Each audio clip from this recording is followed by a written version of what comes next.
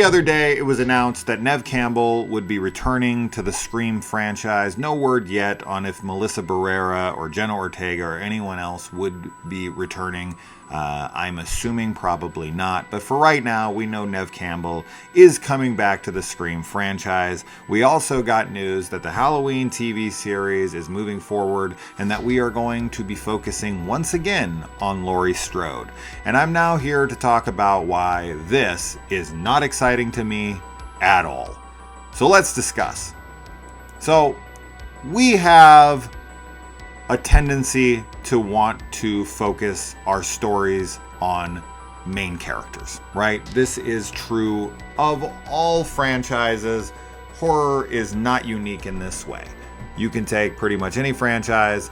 If there's a sequel, we focus on characters from previous installments. It makes sense, right? So why I think this is a mistake, and I am a tad biased here. I am not a big Scream fan, as most people know. I don't hate it, but I don't love it either. Sidney Prescott is not a character that I am all that crazy about. Once again, don't hate her, but I'm also not some huge fanboy for her either. But that's not really what this is about.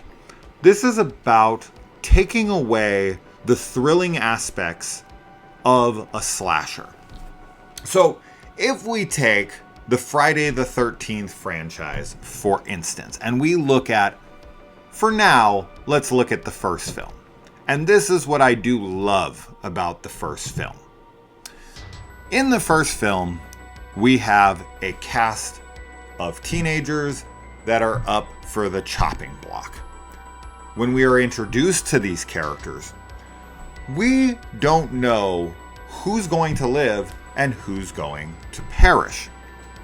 We don't even know who the killer is, and we don't even know why the killer is killing. In fact, if you watch the original Friday the 13th and you take away the known parts of the franchise, like Jason and his mother and all of the motivation and whatnot, when you watch that film, you realize, oh, am I supposed to believe that one of the people I know within the film is the killer? Is it Steve Christie that's killing? We don't know. And that's exciting. We also don't know who is going to survive. Everyone in the original Friday the 13th film is expendable. We do not focus on any character that much to know who's going to make it through it. And to me, this is where something like a television series, like with Halloween, can capitalize on this idea and really keep the audience guessing. This is a perfect place to take away what we know of the structure of traditional filmmaking and kind of toss it aside. Horror has always been the genre that likes to push the envelope. It likes to throw out any of the rules, right? Even though, unfortunately, with franchises, a lot of them can fall into those, and horror also can be very gimmicky. But it also can break the rules, and it also can push boundaries. And I think that when it comes to a franchise like Halloween, Laurie Strode, and I've been saying this forever, she needs to die. She needs to go away. We literally just ended our 5th timeline where she had to return yet again. In 2022, only 2 years previous to this, we just capped off a new trilogy that was supposed to be the end of Laurie Strode. This was the end of her story. We are moving past her, and within 2 years, they have already announced we're going back to the well. We are going back to the original film, and we are using that as a template. We are using that as a jumping off point. Now, whether or not they're going to make the first film canon once again and ignore the rest like they've done countless times at this point remains to be seen. If they're going to remake the first film and structure it a little different to build story off of it, we shall see.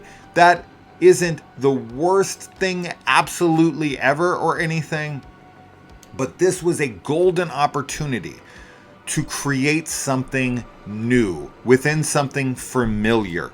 Bringing it back to Laurie Strode, unless they pull it completely like a rug out from under us, unless they completely subvert expectations, but that can be tricky, right? Look at plenty of examples when you take legacy final girls or legacy characters and you kill them off in a way that the fans seem to think is disrespectful, which who knows what that even means at this point, because they seem to be upset no matter what. It's very, very difficult. So why not just move away from her? Instead of having to either make her plot armor centric and just never kill her off, or subvert expectations, have her be, a character like, Psycho, where you kill off your main character 40 minutes in, shock the audience. I think either way, you're kind of shooting yourself in the foot, because if you kill off Laurie Strode, right, in the opening or in the first episode or two, I'd be excited. I would be like, oh wow, we are going in a different direction, and I do think that's the way they should go. But you run the risk of pissing off a whole bunch of people who are like, I'm here for Laurie Strode. I've talked about this with other people when it comes to something like Star Wars. I'm a big Star Wars guy. And I've talked to other Star Wars fans, more casual Star Wars fans than myself, to be fair. But I was trying to explain to them the High Republic. I was trying to explain to them the Old Republic. I was trying to explain to them The Mandalorian at that time, because it hadn't come out yet. I was trying to explain to them other timelines, books, stuff that went away from the Skywalker saga and wasn't focused primarily on Luke Skywalker or Princess Leia or Han, the core cast. And these people were completely uninterested. And it's such a shame that they are so tied to a core cast of characters when there's so much more you can do with a franchise than just focus on the same people endlessly. The great thing about Scream, the one unique thing about Scream, is that every film, there's a different killer. They wear the same outfit, which is something I have an issue with. I think that was a great, way to introduce different outfits every film, but people are, all about the marketing and having a specific look every time, and it is what it is. I can't seem to break people away from this idea of Michael Myers should have a different mask every movie, or Jason should have a different mask every movie. He did for for a few of them. The second one and the third one, he changed it up a little bit, but it is what it is. Moving on from that, but I just think that bringing someone like Sidney Prescott back to Scream, you run into that risk of, one, it's either A, she's going to survive, which is the most likely, and it doesn't make it interesting, right? You take something like Scream 5, which brought in some new characters, yes, but you brought in all the legacy characters. You brought in Gale, you brought in Dewey, you brought in Sidney, and you stab them, and you hurt them, and it's like, this franchise just doesn't take risks. It always, I should say, okay, in Scream 5, Dewey does die. Okay, so I'll give them that. At least they killed off one of them. Thank God. Right? That was finally doing it. But how many times can they get stabbed? And with the new cast of characters, Scream 6 was absolutely, by far and away, the safest film I've ever watched. They stabbed multiple core cast characters. They were dead. They were dead. And they brought them all back.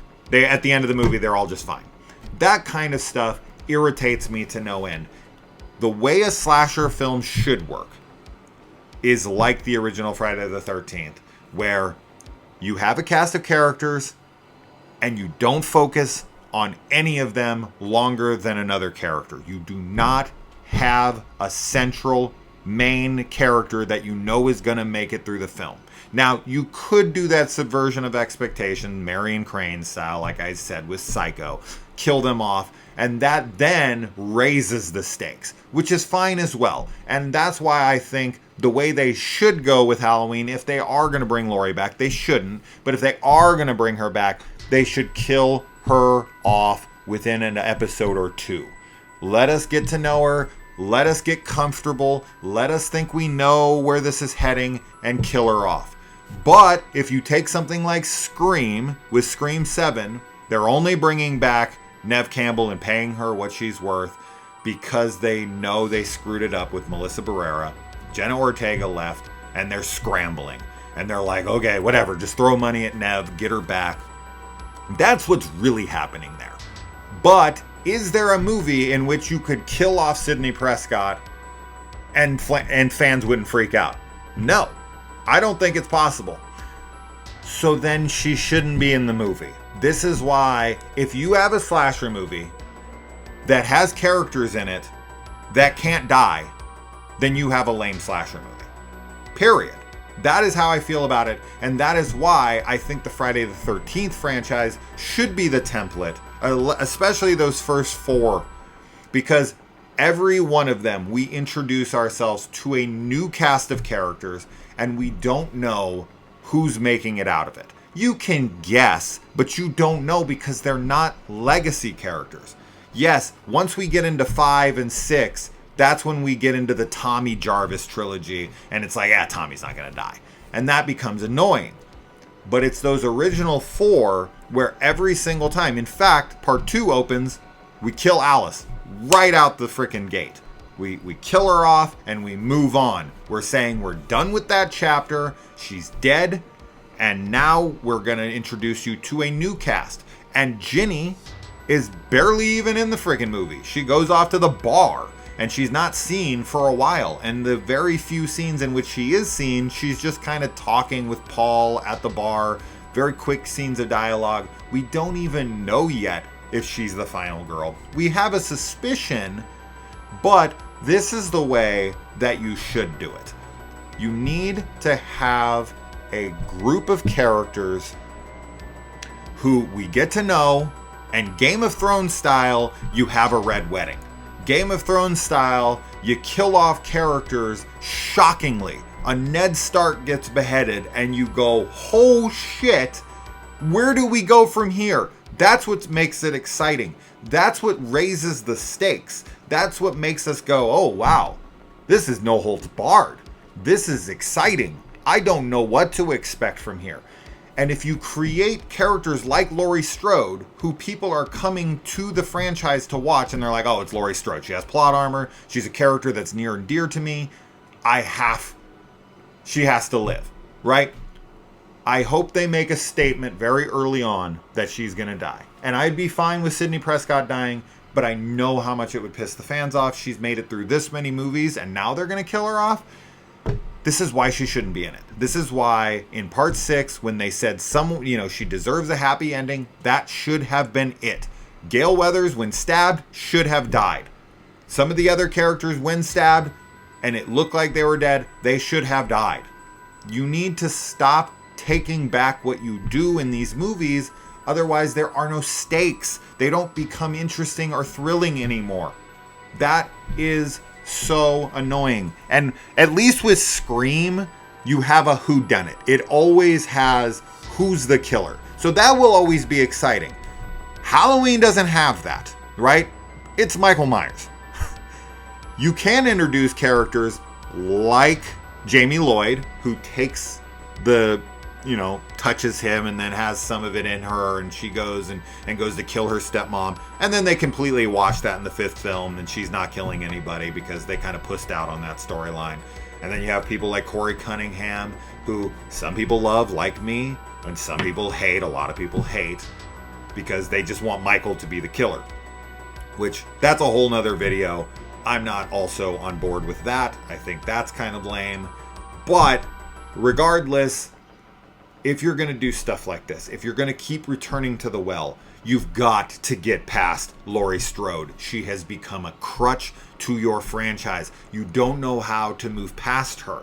I get it. You tried to move past Michael Myers even with Halloween 3 Season of the Witch. That didn't work out. But even in that movie, you still featured Michael Myers and you still featured Laurie Strode. They are on the television in the background, but they're still there. In part 4, it's her daughter, but she's still central to the character, right? Jamie Lloyd is an extension of Laurie Strode. And trust me, Laurie Strode would have been back if Jamie Lee Curtis would have returned. She just declined, so they went with someone else and attached it to Laurie Strode. And for that whole trilogy, we follow Jamie Lloyd, her daughter, and she's talked about like she's dead, but she's still central to it. We need to move beyond her. Then we go to H2O, she's brought back, right?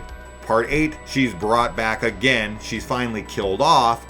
But then we move into the Rob Zombie movies. She's resurrected once again. Scout Taylor Compton, not Jamie Lee Curtis this time, but we're still in Laurie Strode. Then we move on to a whole new trilogy. And it's Laurie Strode centric, bringing in yet another timeline, bringing her back once again. It's time for Laurie Strode and the Final Girl legacy characters to go away in these popular horror franchises. You've got to move beyond them. Something like Texas Chainsaw Massacre, which came out on Netflix, a lot of people hated. I loved it. Bringing back Sally Hardison like they did and having her be more of a secondary character and shockingly violently killing her and her passing the torch on, I thought was great because it makes it have stakes. It makes me go, oh shit, anyone can die. And that's the way I did feel while watching that. I don't know who's making it out of this movie, and that's the way we should feel as fans of this genre. No one should be safe in a horror movie. No one. And when you continue to keep bringing back the same characters over and over and over again, it makes it dull. It makes it less thrilling, and therefore, I'm not a fan of these characters anymore, and they need to go away. So that's my thoughts on it. I just wanted to make this quick video discussing my thoughts on the return of Sidney Prescott and the return of Laurie Strode. I hope to be surprised, but I'm sure I won't be. And man, can we please do new things? Yes, at the end of the day, these are franchises, and franchises aren't about originality. I understand that, right? I'm not completely, dumb to these things. I get it, right? I am aware. But you can find unique ideas within it. I would have preferred the new Halloween trilogy to be focused on Corey Cunningham and Allison and have nothing to do with Laurie Strode. To be completely about new characters that could go in different directions. And when Corey falls to the dark side in part 3, it would be shocking to us. That's the way that story should have went. We should have been introduced to him killing a kid accidentally in the beginning of Halloween 2018. He starts to get really dark, and at the end of Halloween Kills, he should have been killing alongside of Myers, and it should have been shocking to us. And then in part 3, this is where we could have seen him go full killer, and then maybe have a redemption or not at the end. You don't know. Kills off main characters that you don't expect to get killed off. That's the way you do it. But you can't introduce him at the 11th hour and expect everyone to be excited about it. I was fine with it because I wasn't really feeling the other film stories because they're, focused on Laurie and legacy characters like Tommy Doyle and whatnot. I don't care. I don't want these characters. I want interesting, unique new characters that can die at the drop of a hat. Okay? Have I said that enough? I apologize for reiterating myself so many times, but I'm very passionate about this.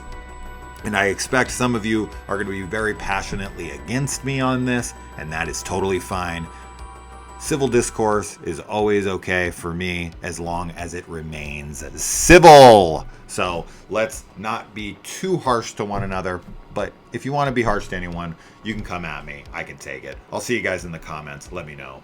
and bye.